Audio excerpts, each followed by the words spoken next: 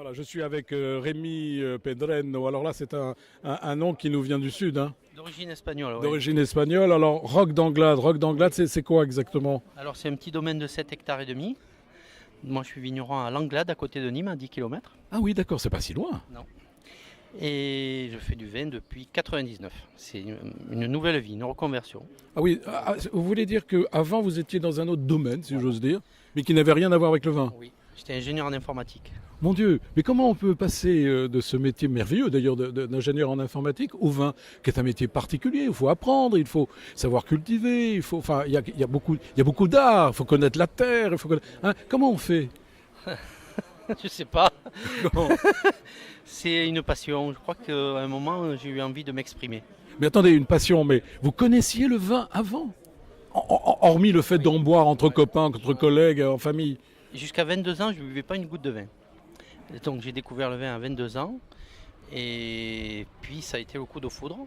J'ai été à fond parce que j'ai un tempérament entier. Et au bout de 4-5 ans, j'ai créé un club de dégustation, j'ai bu les plus grands vins du monde. Et je me suis dit, mais quel goût il aurait si c'est moi qui le faisais? Et c'est cette question, Non. toute bête. Quel Vous êtes goût il embarqué aurait? dans cette Ouais, aventure? oui. Mais attendez, vous avez acheté du terrain? Au début, j'ai eu la chance de m'associer avec un vigneron prestigieux qui s'appelle René Rosten des Côtes-Rôties et qui m'a proposé une association sur des vignes d'un village à 10 km de là où je suis né. Et donc, c'est lui qui m'a mis le pied à l'étrier. Et on a fait 4 ans ensemble et après, j'ai pris mon envol. Il vous a appris le métier? Même pas, il a été seigneur, il m'a laissé faire mes erreurs, mon expérience. En vous corrigeant quand même?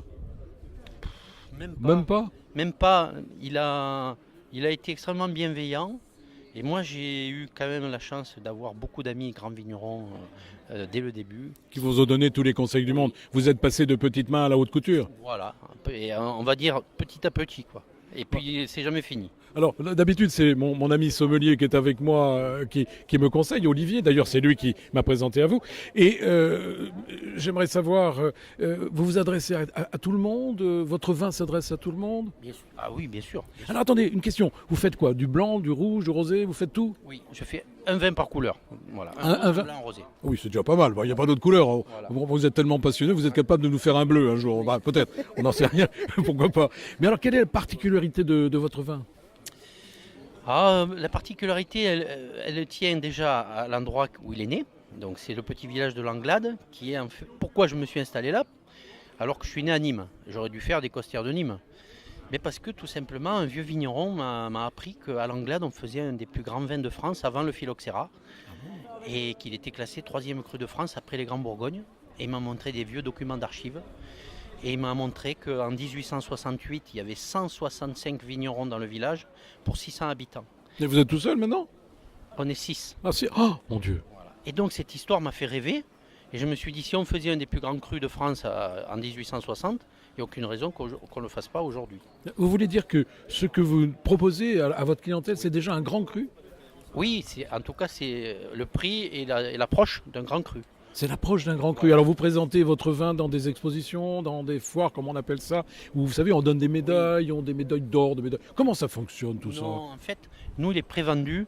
On est présent sur 18 restaurants 3 étoiles sur 24 en France, sur 300 restaurants étoilés.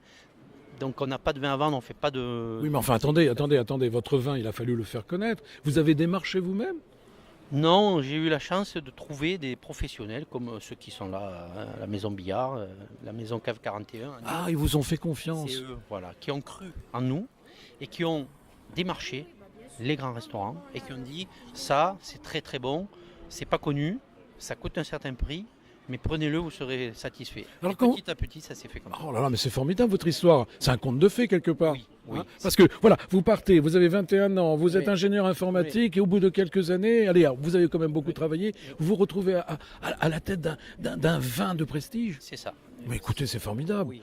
Oh, mais vous avez les yeux qui brillent. Je comprends pourquoi maintenant. J'irai le goûter d'ailleurs. Hein, vous me ferez goûter, hein, c'est Avec promis. plaisir. Bon, je suis pas un spécialiste. Je suis pas un Il n'y spécialiste. a pas besoin d'être un spécialiste. Un grand vin, ça doit plaire à tout le monde, du néophyte au connaisseur. Est-ce que votre vin s'exporte dans le monde entier? Oui, oui. Oui. Dans une vingtaine de pays. Sur tous les continents? Tous les continents. Bon, mais dites-moi, vous êtes gâté par la vie quand même. Hein, il y a une fée, je connais pas le nom de la fée, peut-être la fée Clochette. Alors on va dire que c'est elle qui a veillé sur votre verso, vous, non? C'est une succession de belles rencontres. Oui, je ne crois pas au hasard, je crois aux rencontres et vous avez bien raison. Eh bien écoutez, Rémi Pedreno, vous avez cette foi, hein, cette passion chevillée dans l'âme, si j'ose dire. Je vous remercie d'être venu parler au micro de Friendly Radio. Vous êtes fort sympathique en tous les cas et je vous souhaite tout le succès que vous méritez. Merci à vous, merci beaucoup.